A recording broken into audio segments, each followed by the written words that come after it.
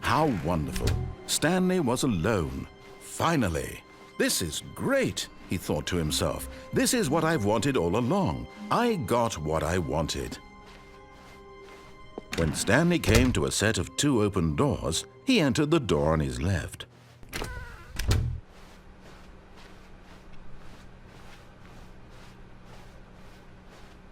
Yet there was not a single person here either. Feeling a wave of disbelief, Stanley decided to go up to his boss's office, hoping he might find an answer there. Coming to a staircase, Stanley walked upstairs to his boss's office. But Stanley just couldn't do it. He considered the possibility of facing his boss. Admitting he had left his post during work hours, he might be fired for that. And in such a competitive economy, why had he taken that risk?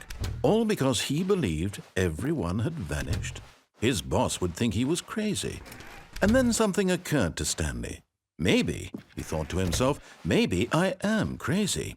All of my co-workers blinking mysteriously out of existence in a single moment for no reason at all? None of it made any logical sense. And as Stanley pondered this, he began to make other strange observations. For example, why couldn't he see his feet when he looked down? Why did doors close automatically behind him wherever he went? And for that matter, these rooms were starting to look pretty familiar. Were they simply repeating? No, Stanley said to himself, this is all too strange. This can't be real. And at last, he came to the conclusion that had been on the tip of his tongue. He just hadn't found the words for it. "I'm dreaming!" he yelled. "This is all a dream." Oh, what a relief Stanley felt to have finally found an answer, an explanation. His co-workers weren't actually gone. He wasn't going to lose his job. He wasn't crazy after all. And he thought to himself, I suppose I'll wake up soon. I'll have to go back to my boring real-life job pushing buttons. I may as well enjoy this while I'm still lucid. So he imagined himself flying and began to gently float above the ground. Then he imagined himself soaring through space on a magical starfield, and it too appeared. It was so much fun, and Stanley marveled that he had still not woken up. How was he remaining so lucid? And then perhaps the strangest question of them all entered Stanley's head.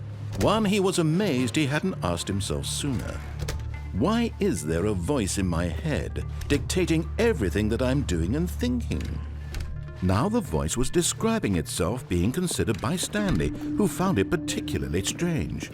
I'm dreaming about a voice describing me, thinking about how it's describing my thoughts, he thought.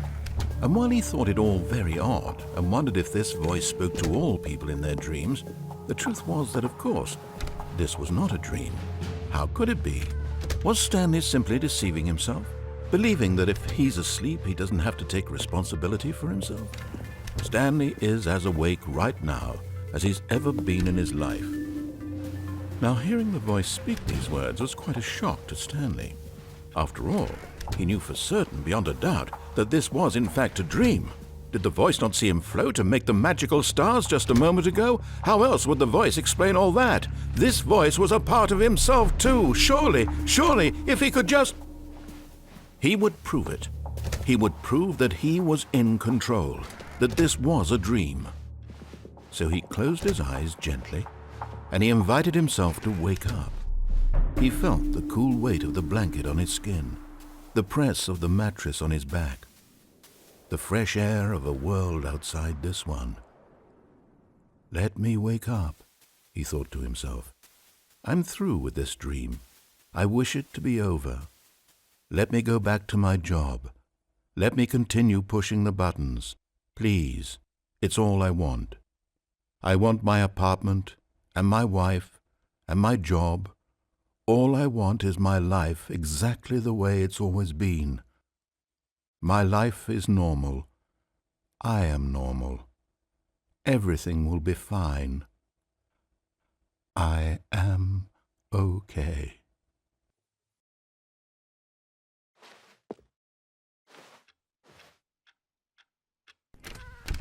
Stanley began screaming.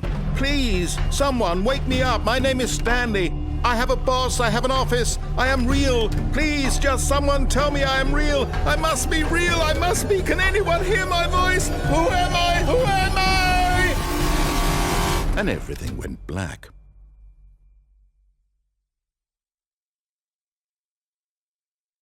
This is the story of a woman named Mariella. Mariella woke up on a day like any other. She arose, got dressed, gathered her belongings, and walked to her place of work. But on this particular day, her walk was interrupted by the body of a man who had stumbled through town talking and screaming to himself, and then collapsed dead on the sidewalk. And although she would soon turn to go call for an ambulance, for just a few brief moments, she considered the strange man. He was obviously crazy. This much she knew. Everyone knows what crazy people look like. And in that moment, she thought to herself how lucky she was to be normal. I am sane. I am in control of my mind. I know what is real and what isn't. It was comforting to think this, and in a certain way, seeing this man made her feel better. But then she remembered the meeting she had scheduled for that day, the very important people whose impressions of her would affect her career, and by extension, the rest of her life. She had no time for this, so it was only a moment that she stood there, staring down at the body. And then she turned and ran.